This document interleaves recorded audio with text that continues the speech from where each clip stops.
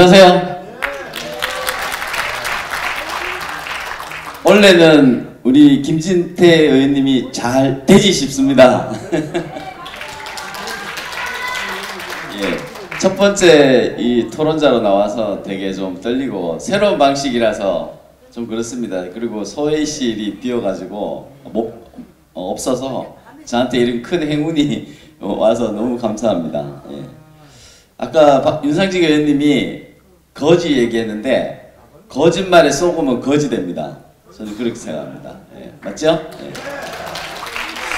지금 저기 봉급 안 받고 배급 받을래 이렇게 되어 있는데, 그리고 제목이 오늘 사회주의가 되는가 이렇게 했는데, 저는 답부터 얘기 드리면 한마디 더 붙이면 중국식 사회주의가 되고 있다 이렇게 생각됩니다. 어제 청와대에서 재벌들 불러서 이 옷도 벗기고 옆에 앉아서 막 얘기를 하고, 최태원 회장이 왜 사회적 경제기본법 안 하냐, 소득주도 성장, 그리고 최저임금법도 했는데 왜 사회주의가 안 하냐 이렇게 얘기를 합니다. 그래서 그걸 보는 순간 저는 정말 전율할 수밖에 없었다 이런 생각이 듭니다. 그게 뭡니까? 시진핑이 뒤에 저기 불러서 중국 기업들 마음대로 손에 쥐고 쥐락펴락하는 그 모습 그대로 아닙니까? 저는 그렇게 생각합니다. 지금 우리 사회는 다시 이시조선으로 들어가고 있다 이렇게 생각합니다. 중국에 사실은 우리가 또 용비어천가를 보고 있지 않습니까? 몽고 지배를 받다가 조선이라는 성리학을 가지고 와서 지배를 했는데, 우리 다시 민중들이 주체사상이라는 것에 대해서 우리가 주체사상으로 물들여서 노예로 만들고 있다, 저는 이렇게 생각합니다. 그래서 우리는 독립을 해야 되겠다 이런 생각으로 하고 있고, 저는 독립운동을 하겠다 이런 생각을, 여기 다 독립운동하러 오신 분인 것 같습니다. 제가 이 A4 용지를 들고 왔는데 이거 제가 직접 쓴 겁니다. 누구하고는 달라요. 제가 좀 보고 하겠습니다. 제가 이거 써온 거는 한번 집에 가서 읽어보시고, 제가 이 써온 거 중에 꼭 말씀드리고 싶은 거, 우리가 지나온 거를 알아야 되고, 우리가 왜 이런 대한민국의 건국이 기적인데 이 기적과 같은 대한민국이 왜 위기에 빠졌는지를 제가 간략하게 써놓은 것인데요. 제가 먼저 지적하고 싶은 것은 우리 대한민국을 반제국주의, 반봉건주의 사회, 이런 반식민주의로 보는 이런 사람들이 결국 우리 대한민국을 지금 권력을 잡았다 이런 생각입니다. 그 기저에는 뭐가 있느냐? 반미인데 그 반미의 사상적, 감정적 모든 모티브는 5.18이다. 그래서 5.18을 어떻게 볼 것인가? 우리 애국 시민들은 태극기 많이 흔들고 다니시는데 이제 5.18을 어떻게 볼 것인가에 대해서 깊이 인식을 하셔야 됩니다. 저는 5.18을 30년 전에 대학 다닐 때 5.18을 어떻게 생각하느냐와 지금 5.18을 어떻게 생각하느냐는 많이 달라졌습니다, 여러분. 그래서 그 5.18은 지금 이분들의 사상적 모티브예요. 지금 청와대에 계신 분들의 사상적 모티브이기 때문에 이 5.18을 성역화하려고 하는 겁니다. 그렇죠? 지금 이 5.18을 어떻게 보느냐에 따라서 우리가 중국식 사회주의로 가느냐, 아니면 우리가 해양 국가로서 미국, 일본과 더불어서 번영을 할 것인가, 이 양 갈림길에 정확하게 있습니다. 그래서 5.18에 대한 인식은 가장 중요한 인식이다. 우리가 애국운동을 하면서 이 5.18을 어떻게 인식할 거냐, 저는 이렇게 생각합니다. 그것에 대한, 이것이 미국의 승인하에서 일어난 학살극이냐 아니냐, 이것이 가장 핵심 포인트라고 저는 생각합니다. 그 외에 북한군의 개입이라든지 이런 문제들도 과학적으로 검증되지 않았다라는 생각이고, 또 한 가지 말씀드리면 대한민국의 정체성을 흔들기 위해서 우리가 국정교과서를 가지고 흔들었습니다. 근데 그 국정교과서를 가지고 박근혜 정부를 탄핵 그 밑둥을 파내려갈 때 그것의 기저가 되는 것은 결국 그 5.18에 대한 그런 부분이고, 이 다양한 역사 해석을 핑계로 해가지고 이 박근혜 정부를 무너뜨린 건데, 국민들의 그런 어떤 대한민국에 대한 자긍심을 무너뜨린 거거든요. 5.18에 대한 것들을 학살극으로 해서 국민들의 개개인의 대한민국을 위해서 봉사한 사람들의 자긍심을 무너뜨린 겁니다. 그래서 저는 첫 번째, 우리 자긍심을 회복하자. 이게 제 첫 번째 중심이에요. 우리가 당당해야 된다. 그래서 우리 태극기 들고 나오신 분들 4.19 세대잖아요. 제가 87년도 제가 대학교 3학년이었을 때 그때 넥타이 부대를 제가 직접 본 사람입니다.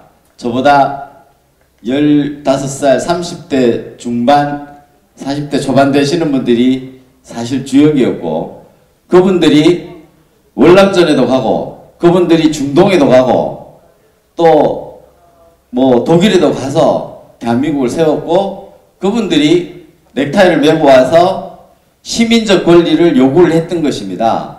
아, 나는 이렇게 기여를 했으니까 나한테 자유를 달라 해서 만들어진 것이 87년 헌법이에요. 그것이 대한민국 사람들한테는 마그나 카르타였다. 내 재산과 내 권리를 보호해달라 하는 것.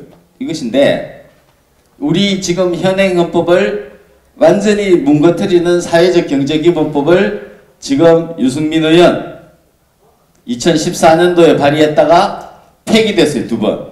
그리고 지난 이번 국회에 또 2016년 10월 박근혜 대통령 탄핵되기 직전에 발의를 합니다. 왜 하필 그 시점이었을까요?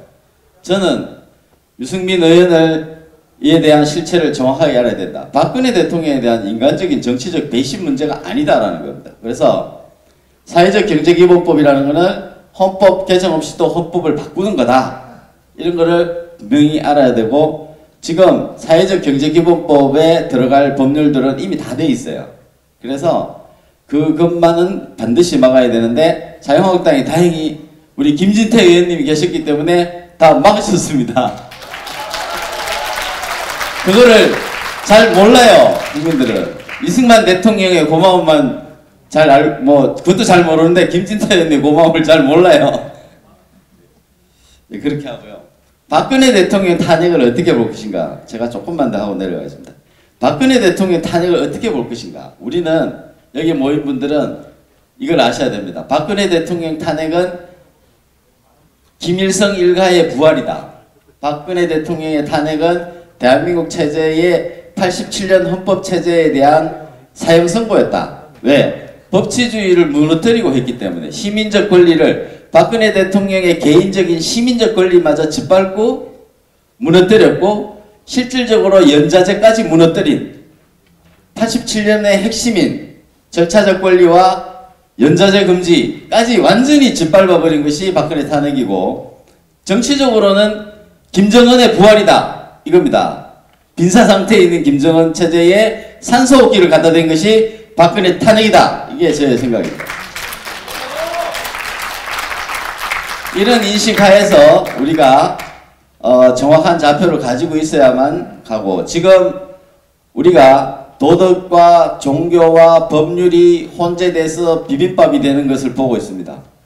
국회에 회의실마다 토론회 안 하는 데가 없는데 정말 무게감이 없어요. 각자 다 자기 이익을 주장하고 나오는 것인데 정말 국회의원하기 힘들겠다, 이런 생각이 듭니다. 그래서 좀 국회의원님들 바쁘시더라도 여러분들이 이해를 해주셔야 되는 겁니다. 예, 박근혜 대통령의 탄핵은 저는 그렇게 보고요. 우리가 이제 어떻게 할 것인가? 우리가 저항하자. 근데 저들은 우리를 저항하지 못하게 어떻게 하고 있느냐?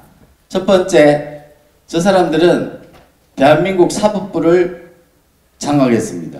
그래서 그 사법부를 장악했다는 정확한 인식을 하에 우리는 법률 투쟁을 가열차게 해야 되고, 사법부 안에 있는 양심적 법관들, 양심적 법원 공무원들, 이런 분들과 우리는 연대해야 한다라는 생각이 들고요. 지금 그 법원의 전국 법관 대표자 회의는 적폐청산위원회라고 불러줘야 됩니다. 이름을 네이밍에서부터 적폐청산위원회다. 사법부 적폐청산위원회다. 이렇게 생각되고 그 사법부를 장악함으로써 우리가 저항할 의지를 꺾이는 겁니다. 두 번째, 이 사람들은 우리의 산업화를 해체하고 있습니다. 그래서 아까 윤상직 의원님 왔다 가셨지만은 탈원전, 또 최저임금, 최저임금을 저 사람들이 하면 어떻게 된다는지를 모른다고 생각하십니까? 아닙니다. 알고 있습니다. 알고 하는 겁니다. 알고 하는 거니까 따져야 됩니다. 유시민 의원이 어저께 뭐 TV에서 나와서 30년 데리고 있던 사람을 30년 만에 눈물을 머금고 잘랐다는 중소기업 사장을 비아냥거리면서 30년 동안 최저임금 줬냐고 그러는데 그런 사람들이 국정을 운영하고 있습니다. 30년 동안 한 직원을 데리고 있으려면 정말 사장이 더 속이 썩습니다. 그런 거 안 해보고 그런 식으로 얘기하면 안 되는 거죠. 그런 사람은 배급 받아야 됩니다. 북한으로 보내가지고. 배급을 줘야 됩니다. 그리고 그런 사람들은 배급을 줍시다, 앞으로. 저한테. 북한으로 보내버립니다. 두 번째, 이제, 이 산업화 해체, 그리고 민주화 해체를 지금 진행하고 있다. 87년 헌법은 지금 도마 위에 올라가 있습니다. 도마 위에 올라가서 도살장에서 지금 숨을 못 쉬고 있는 거예요. 해체 직전이에요. 그래서 칼을 대고 있는데 이것이 민주화 해체다. 민주화 해체의 가장 상징적인 것이 신재민 또 김태우 수사관 공익제보자에 대한 무관심 방기 이겁니다. 공무상 비밀 누설죄로 공무원들의 입을 닫아놨는데요. 그 출구를 열어준 것이 부패방지법 및 부패방지 및 국민권익위원회 설치 운영에 관한 법률입니다. 그 법률에 의한 공익신고를 했음에도 불구하고 국민권익위가 미온적으로 조치를 하고 대검에서 징계 절차를 갑니다. 앞으로 대한민국에서 공익신고자는 김태우 수사관이 할 수 있느냐 없느냐 여기에 달려있다는 겁니다. 그래서 김태우 수사관에 대한 지지를 해주셔야 됩니다. 그리고 김태우 수사관은 우리가 정말 우리 사회의 공익 제보자로서 지금 김태우 수사관이 골프를 쳤네 아니네 이런 일로 마타도어를 하고 있는데 우리 우파 쪽 사람들이나 이쪽 사람들도 김태우 수사관은 좀 그런 거 아니야? 라고 하는 것들이 벌써 거짓에 속으면 어떻게 된다? 거짓 된다는 거예요. 거짓에 속으면 안 된다는 거예요. 그런 마타도어에. 그래서 우리는 거짓에 속지 말자. 김태우 수사관은 공익제보자의 권리를 갖고 있다. 이것을 짓밟아서 민주화를 해체한다. 지금 저분들은 청와대에 계신 분들은 민주화 세력이라고 자처하고 있지만 그 사람들은 이 사회를 지배하려고 하는 쉽게 말하면은 조선시대에 들어와서 신흥 사대부와 같은 사람들이 새로운 이론을 가지고 민중을 지배하려고 하는 사람들이지 절대 민주화 세력이 아니다! 라고 저는 생각합니다. 그리고 김태우 수사관을 보호하기 위해서 우리는 국민권익위원회에다가 물어야 됩니다. 보위부 할래? 권익위 할래? 보위부 될래? 권익위 될래? 이렇게 물어야 됩니다. 보위부 되면 배급 받습니다. 권익위 되면 봉급 받습니다. 감사합니다. 마치겠습니다.